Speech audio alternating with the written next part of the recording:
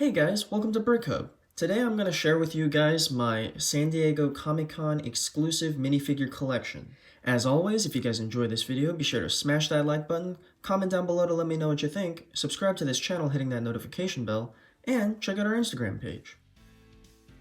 So I'm going to start with some of the older minifigures. As you can see, there are quite a number of Comic-Con exclusive minifigures here, so I'm going to clear a lot of the clutter first. So from the left, we have the original Batman. That's the first year of DC Superheroes Comic-Con minifigures, along with the Green Lantern. This one is representative of the Hal Jordan that was in the Ryan Reynolds Green Lantern movie. Then next we have a comic book version of Shazam, then Bizarro, Superman enemy, and the Phoenix. So because the Batman and Green Lantern minifigures came out that first year, they were still using these cards. And basically it kind of just looks like a newspaper, and then on the back it has a super challenge.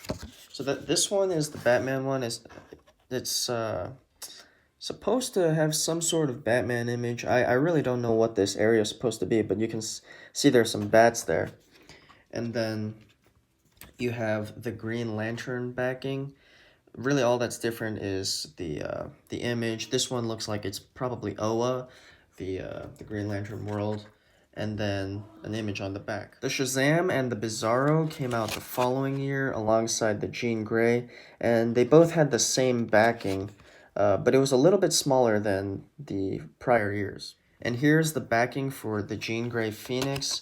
It's pretty similar to the DC ones of that year, except it says boom instead of Kachuk. Then in the next year, in 2013, we had the Black Suit Superman, as well as the CW TV series Green Arrow. The Black Suit Superman is, you know, it's kind of one of those one-off appearances that he had in the comics after he was revived after his death in Death of Superman. And then the Green Arrow, I've never really been a fan of the show. Honestly, I think it's kind of cheesy, but I absolutely love the character, and it was pretty cool to get a faithful recreation in LEGO form. As far as Comic-Con minifigures go, I think the 2013 LEGO Comic-Con minifigures are probably the rarest because there were 4 made that year, 2 DC and 2 Marvel. One was the Spider-Man and one was Spider-Woman. Obviously, DC was Superman and Green Arrow, and they were all only 200 each, so they're probably the most valuable and the rarest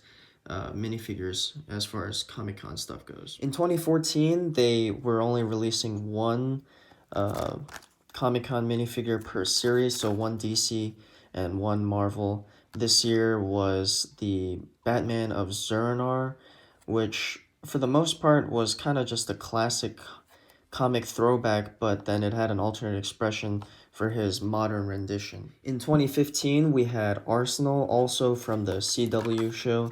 It's Roy Harper. Really not much to say. This particular minifigure was really not that popular for a long time, but recently it just started to shoot up in value. Not really sure why. I personally like Arsenal, but I would say as far as, comic book popularity goes, he was always fairly obscure, I would say. 2017 gave us Vixen, also from the CW series. This one was from the Legends of Tomorrow. It was just pretty cool to get another Justice League member, even though this was a live-action version. Usually I only like the comic book versions, but, being what it was, I had to have one. 2018 gave us another one of the CW series characters. This is Black Lightning. I really wish we would have gotten the comic accurate version instead of the one from the show, but obviously they were trying to promote the show, and it still looks pretty good, and we don't have other Black Lightning minifigures, so it was good to get one in any form that we could. So 2019 we had the Zebra Batman, which unfortunately did not have side arm printing, which I really don't understand because we've had the zebra pattern printed before, but otherwise still pretty amazing minifigure. Here's a look at the back. And then we had the PS4 Spider-Man. This one was kind of a sleeper. I really liked the video game, so as soon as this came out, I said, you know what, I'll pick one up. I didn't really think much of it at the time. I think I paid $300, but now it's going for like $800-900, which I think is absolutely crazy. But Very, very detailed minifigure, very accurate to the game. And then finally in 2020 we had, well, technically not Comic-Con minifigures, but you know, they're pretty much the same thing. We had the Supergirl from the CW series, and then the Miles Morales Spider-Man promoting the PS5 game. And this one was really cool because we don't get super detailed Miles Morales. We've gotten quite a few of the character, but it was always a pretty plain character. But this one actually has some metallic printing on it, which I think is really cool. And then the Supergirl, I mean, I really think the show's pretty lousy, but that goes for any CW show. So it's just nice to get another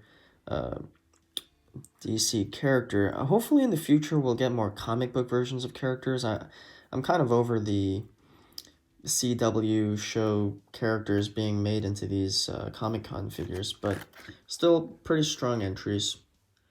So that's pretty much it for this video. As you can see, I've stacked all these cartridges up. I mean, I probably have more than I ought to, but it has been a pretty crazy year for LEGO collectibles this past 2020. With a lot of adults staying inside and looking for new hobbies, I think a lot of adults started picking up the collection of super rare minifigures, and I think here alone, I think I might have $20,000 worth of minifigures in this just tiny confined space here, which I think is pretty crazy. Hopefully the hobby kind of cools down a little bit so the prices start to come back down and more people can get into it, because as much as I love exclusive minifigures and exclusive products, I can imagine it kind of sucks to have been a lifelong fan or collector and not to be able to afford the latest thing just because it's just unaffordable now. But anyways, what do you guys think? If you guys enjoyed this video, be sure to smash that like button, comment down below to share your comments, and subscribe to this channel, hitting that notification bell. Thanks guys, bye.